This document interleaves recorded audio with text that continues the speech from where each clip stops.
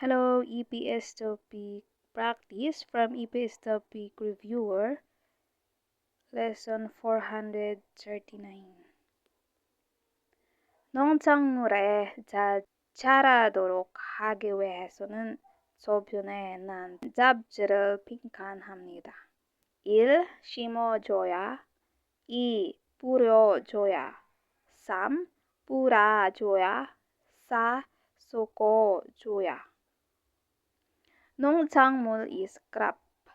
Yung crops, 잘 자라도록.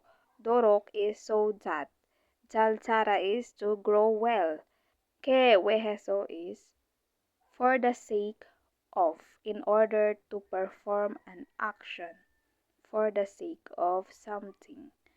주변에, 주변, surroundings. 난, nada is to grow. 잡초, yan yung weeds.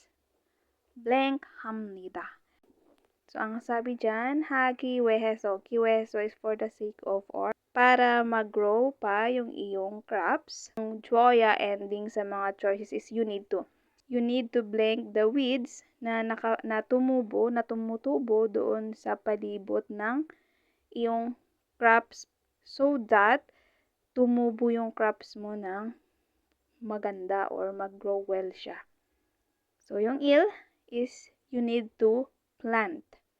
Number 2, you need to sprinkle or you need to spray. Number 3, you need to pull out. Sabon, you need to mix.